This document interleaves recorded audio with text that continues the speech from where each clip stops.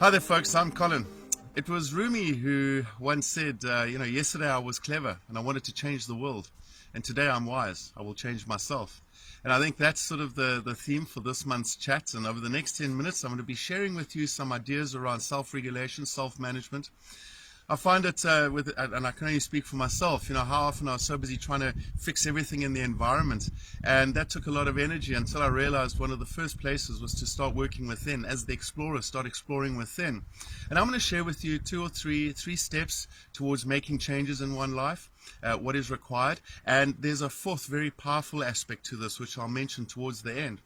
So the first thing is around noticing the urges. Without noticing, we are not able to make the changes. So what urges? I mean, the urges, well, behind the urge, there's so much depth to this. There's emotions, which are neurotransmitters, and hormones, which affect our behavior, also related to fears, all our fears. So these urges that are created, it's to notice them. The urge, for example, to want to scream and shout at somebody in the traffic, or to hoot, to lose your temper. The urge, when you feel, to notice the blood boiling when you're about to lose your temper, have a hot button. We call it when the lizard hijacks the wizard, when you lose all your senses, and then 10 minutes later you go, I can't believe I did that. It's the urge to want to get onto your cell phone, the urge to want to interrupt, the urge to want to, sound more brilliant than what you are, the urge to want to correct somebody with a spelling, when it's really not important. It's to notice these small things, and the small things really matter. So that noticing is part of the self-awareness, and without noticing, you haven't got much of a chance. So it's to notice the urge. The second step is to become curious. Curiosity, I think this is the most important aspect of making any changes, because when we become curious, we start using our mind to ask questions. And just by asking that question, we give ourselves that space. And I think it was Stephen Covey who said, between stimulus and response, there is a very small gap. And in that gap, we have that power to choose. And I think curiosity gives us, it widens that gap a bit. It gives us that opportunity to go, okay, why am I feeling this way? So the curiosity, why am I feeling this way? What does it suit me to lose my temper? But it's really got to be quick thinking. So the curiosity to understand why we're behaving the way we are. Why do I feel this urge? Has it worked before whenever I've responded the way I have normally under the circumstances? And that's something that's been very powerful for me, because I've realized when I lose my temper, as much as I'm thinking it's going to solve the problem there and then, I'm always 20 minutes later going, oh my heavens, I need to apologize. So it never has. I'd like to share with you a wonderful tool that I got out of a recent book, and it's called the IWAT, AIWATT. And it really goes along these lines. There's quite a lot of components to this curiosity, but just remember IWAT. But it's a great way, and I'll explain further. So the first thing is, am I willing at this time to make the required investment so I can make a positive difference on this specific topic?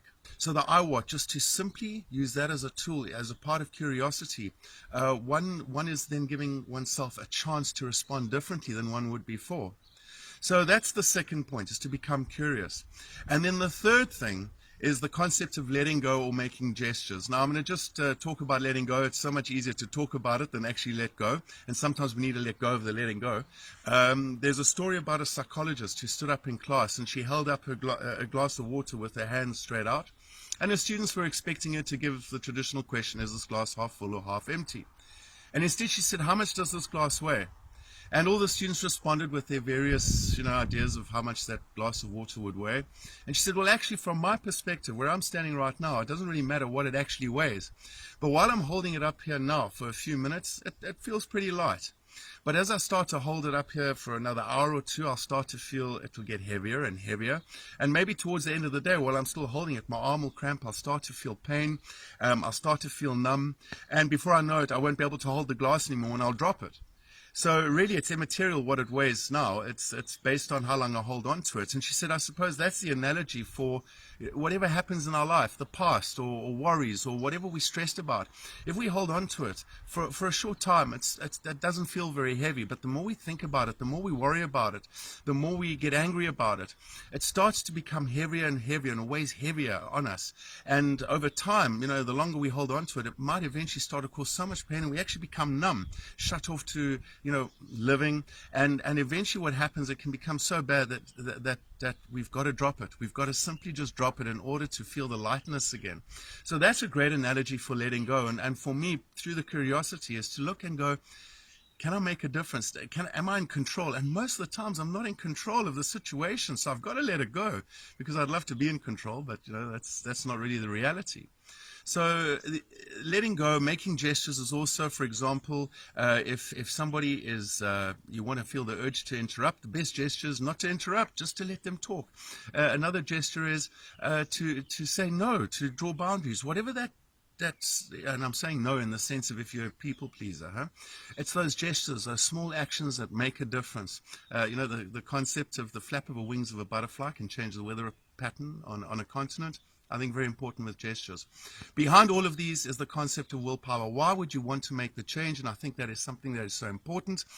We've spoken about it in the whys. Why would you do anything? For some people, the whys can be a spiritual concept. For others, it could be a health crisis that's forcing them to look at make changes.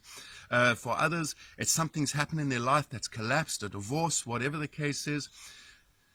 That why is very important. Why would you want to make the change? And I think whatever you do, find that why for yourself, find that purpose, and that fuels the energy required to make the change, to notice the urge, to be curious, the willpower to be curious, and at the same time, the willpower and the energy to make the changes. So those are just some thoughts, folks. There's always lots more behind all of this. Maybe through the year we'll talk more about them. But until we chat again, take care and stay aware.